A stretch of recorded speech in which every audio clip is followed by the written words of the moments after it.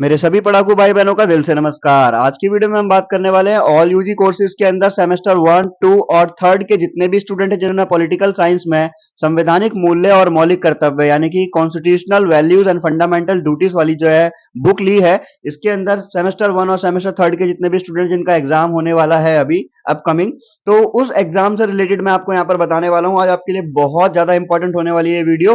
तो इसमें मैं आपको बताने वाला हूँ 101% जो आपका क्वेश्चन पूछा जाता है हमारे यूनिट नंबर 1 से। तो सबसे पहले हम क्या करते हैं, यहाँ पर कलर सिलेक्ट कर लेते हैं लिखने का।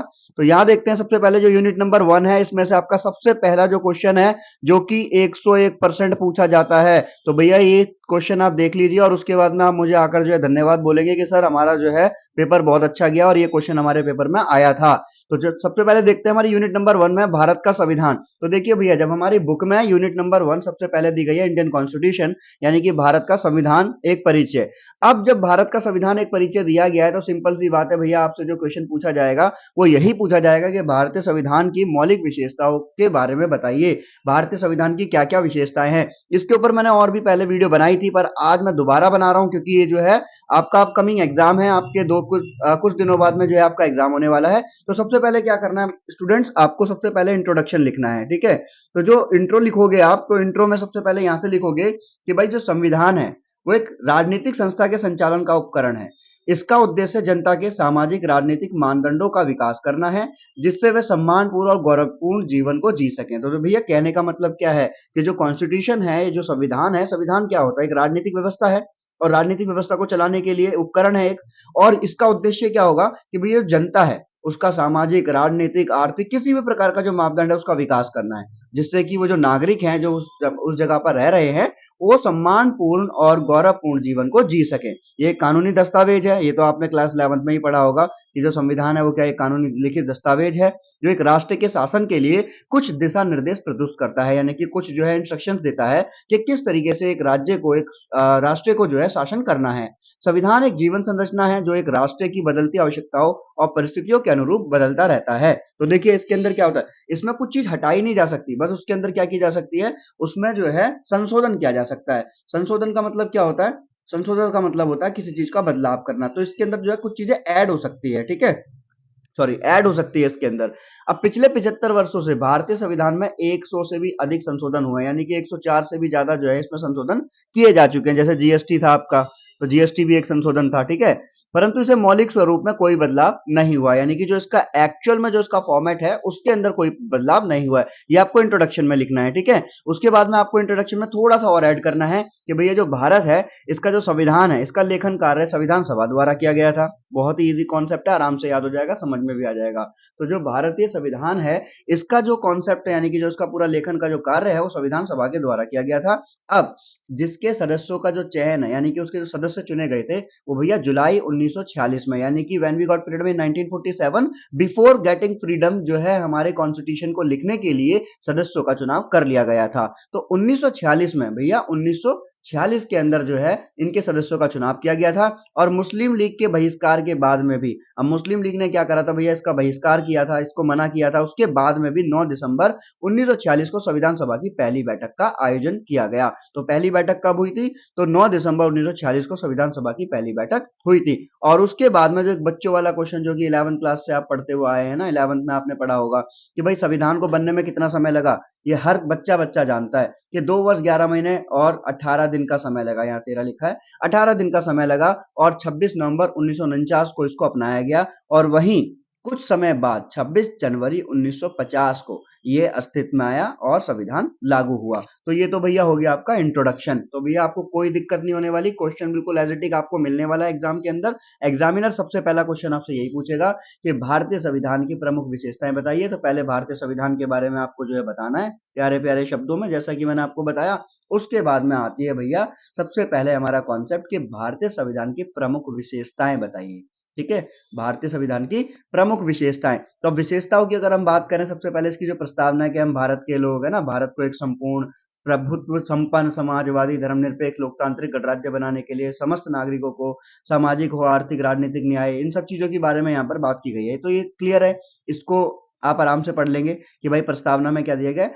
बात आती है अब इसके पॉइंट को, तो भैया देरी ना करते हुए मैं बता देता हूँ। नंबर 1 पॉइंट आप लिखेंगे लिखित संविधान, कि जो हमारा भारतीय संविधान है वो कैसा है, लिखित है। क्योंकि भाई कहीं कहीं पर मौलिक संविधान वो जो है मौखिक संविधान भी है, ठीक है। तो जैसे संयुक्त राज्य अमेरिका, ब्रिटेन, ऑस्ट्रेलिया, फ्रांस, चीन, जर्मनी, इन सारे लोकतांत्रिक देशों की तरह ही भारत का भी संविधान जो है वो लिखित है, ठीक है भैया। और ये सच है कि ब्रिटेन का कोई लिखित संविधान नहीं है, पर इसका ये अर्थ नहीं है कि इसमें कोई लिखित दस्तावेज है या नहीं, ठीक है। तो सिंपल सी बात है कि भैया हमारा जो भारतीय संविधान है वो क्या है, लिखित संविधान है। पहला पॉइंट अपने ब्रेन में अच्छी तरीके से डाल लीजिएगा। क्या बोला मैंने आपको, नंबर 1 पॉइंट है आपका लिखित संविधान, ठीक है। कि हमारा भारतीय संविधान का जो विशेषता है तो पहली है लिखित। दूसरी कौन सी है भैया, विस्तृत और व्यापक संविधान। विस्तृत का मतलब होता है बड़ा, है ना, बड़ा। कि हमारा भारतीय संविधान जो है ना भैया वो बहुत बड़ा है। जैसे दिल जो है हमारे भारतीय लोगों का बहुत बड़ा होता है, ऐसी भारतीय जो संविधान है वो भी विश्व का सबसे बड़ा संविधान माना जाता है। अब भारत देश अपने लंबे संविधान के कारण जाना जाता है। भारत का जो संविधान है ना, अनेकों देशों से संविधान की चीजें इसके अंदर ली गई है कि आने वाले टाइम में जितने भी जो संविधान निर्माता थे वो बड़े दूरदर्शिता रखते थे। मतलब दूर की सोच कर चलते थे कि क्या होगा, ऐसा हुआ तो क्या होगा, ऐसा हुआ तो क्या होगा। तो नंबर 1 पॉइंट इसके अंदर देखेंगे, विस्तृत और व्यापक संविधान है कि भारतीय राज्यों को बहुलवादी स्वरूप और बहुसंस्कृतवाद और विस्तृत संविधान के लिए उत्तरदायी माना गया है, सबसे पहला, है ना। तो इसी तरीके से यहाँ पर जो कॉन्सेप्ट है, देखो ज्यादा टाइम ना लेते हुए हम लोगों को क्या करना है, एग्जाम की तैयारी करनी है। तो भैया दूसरा पॉइंट याद रखना कि विस्तृत और व्यापक संविधान है हमारे देश का, ठीक है ना। तो ये 2 पॉइंट हो जाएंगे हमारे सॉरी। उसके बाद में आते हैं भैया तीसरा पॉइंट।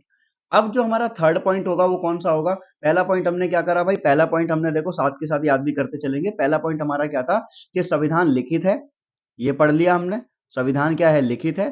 दूसरा पॉइंट हमने क्या देखा कि संविधान क्या है, बहुत बड़ा है, विस्तृत है, ठीक है, व्यापक है। और तीसरा क्या है, संविधान की सर्वोच्चता है। क्या है, संविधान की सर्वोच्चता है। तो भैया आपको ये 3 पॉइंट समझ में आ गए होंगे, है ना। अब संविधान की सर्वोच्चता को समझेंगे कि समय समय पर सर्वोच्च न्यायालय के विभिन्न मामलों में व्याख्या करके यह स्पष्ट किया जाता है कि भारत का संविधान सर्वोपरि है। भैया चीख चीख कर, चिल्ला चिल्ला कर नहीं, बहुत ही साधारण शब्दों में बोला जाता है कि भैया जो संविधान है वो क्या है, सर्वोपरि है। सर्व मतलब सबसे ऊपर है, सर्वोच्च है वो, ठीक है। केशवानंद भारती केस में ये सभी को साफ तौर पर स्पष्ट कर दिया गया था कि न्यायालय ने संविधान में संशोधन की शक्ति को मान्यता तो दी थी, पर संघीय संसद को यह भी फैसला सुनाया था कि ब्रिटेन की भांति या ब्रिटेन की तरह भारतीय संसद एक सर्वोच्च संसद नहीं है, इसे संविधान के दायरे के भीतर रहकर कार्य करना चाहिए। यानी कि हम कुछ कर तो पाएंगे, पर संविधान की जो मूल संरचना है उसके साथ कोई छेड़छाड़ नहीं होनी चाहिए भैया, ठीक है ना। तो ये तीसरा पॉइंट हो गया। अब आता है हमारा चौथा पॉइंट। तो भैया इसमें इंपॉर्टेंट जो है चौथा पॉइंट क्या है कि जो संसदीय सर्वोच्चता है और न्यायिक समीक्षा के बीच में समझौता कराना, वो किसका काम है, संविधान का।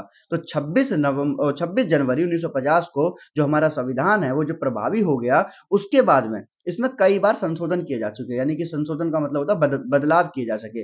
वहीं 1973 के अंदर जो केशवानंद भारती मुकदमा था, है ना, इसके अंदर ये मामला दोबारा सुनाया गया था कि भाई दोबारा से जो है इस पे मीटिंग होगी, सब कुछ बात होगी। तो ये जो 11th क्लास में आपने पढ़ा होगा, सारा का सारा 11th क्लास से उठाया हुआ है, बहुत आराम से आपको समझ में आ रहा होगा।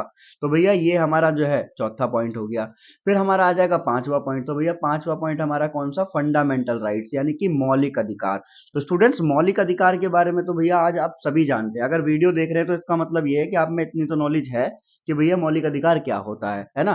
तो ब्रिटेन के नागरिकों को 1989 के बिल ऑफ राइट्स यानी कि अधिकारों के विधेयक द्वारा अधिकार प्रदान किए गए थे। वहीं हमारा भारत जो है, हमारे भारत के अंतर्गत भी जो है संविधान के भाग 3 के अंदर मौलिक रूप से 7 अधिकारों का वर्णन किया गया है। भैया there are 7 fundamental rights in our Indian constitution, कि हमारे इंडियन कॉन्स्टिट्यूशन के अंदर जो है 7 अधिकारों का वर्णन किया गया है। परंतु आगे अगर हम देखते हैं तो जो समानता का अधिकार, स्वतंत्रता का, शोषण का अधिकार, शोषण के विरुद्ध अधिकार, धार्मिक स्वतंत्रता का अधिकार, सांस्कृतिक शिक्षा का अधिकार, और भैया ये जो अंतिम है ना आपका, ये जो ढोलू भैया है, यानी कि संपत्ति का अधिकार, ये जो है संपत्ति का अधिकार जो है ये हटा दिया गया था, है ना। संवैधानिक उपचारों का अधिकार इसी में है।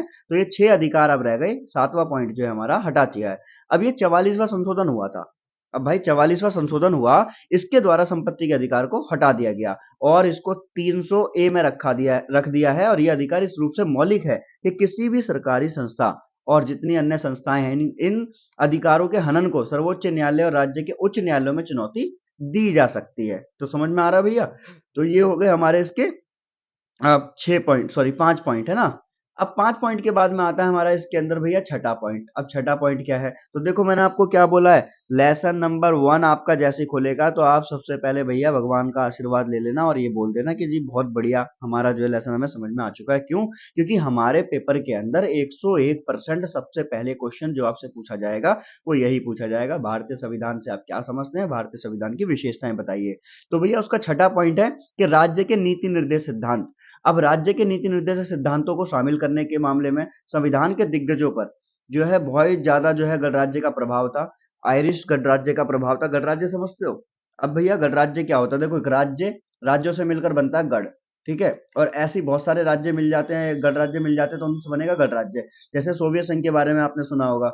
सोवियत जो था वो क्या था? वो 15 गणराज्यों से मिलकर बना था, है ना? तो राज्य के नीति निर्देश सिद्धांतों को भारतीय संविधान के अध्याय 4 में रखा गया है। बस उसके अंदर रखा गया है और क्या कहते हैं, और यहाँ मौलिक अधिकार राजनीतिक लोकतंत्र का हिस्सा है। अब वहाँ निर्देशित सिद्धांतों का उद्देश्य सामाजिक और आर्थिक क्षेत्र में गरीब और दलित लोगों का उत्थान करना बताया गया है। तो भैया ये तो हमारा हो गया इसका पॉइंट। फिर आता है हमारे मौलिक कर्तव्य क्या है? तो भैया बड़ा प्यारा सा हमारा जो पॉइंट्स है, यानी कि 7 पॉइंट मौलिक कर्तव्य। मौलिक कर्तव्य आपने देखा होगा कि हमारे मौलिक कर्तव्य क्या है? राष्ट्रीय गान का सम्मान करना, राष्ट्रीय ध्वज का सम्मान करना, राष्ट्रीय मुद्रा का सम्मान करना, ये हमारे मौलिक कर्तव्य है ना? ये सारे हमारे मौलिक कर्तव्य 1976 में 42वें संशोधन अधिनियम द्वारा भाग 4 में जोड़ा गया था। ठीक है ना भैया? यहाँ तक क्लियर है? आगे देखते हैं हम। उसके बाद में आता है भैया इसके अंदर, अगर हम 8वां पॉइंट देखें तो हमारा स्थानीय स्वशासन। स्थानीय स्वशासन हमारे गांधी जी इस पे बहुत ज्यादा बात करते हैं, विकेंद्रीकरण पे बात करते हैं ना, केंद्रीकरण पे बात करते हैं।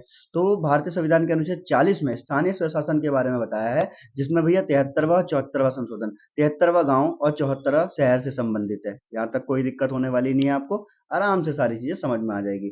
तो आई होप आपको आज की वीडियो बहुत अच्छी लगी होगी और आपको समझ में आ गया होगा कि भैया हमारे 20 नंबर यहाँ पे पक्के हो चुके हैं कि भारतीय संविधान क्या है और भारतीय संविधान की विशेषताएं बताइए।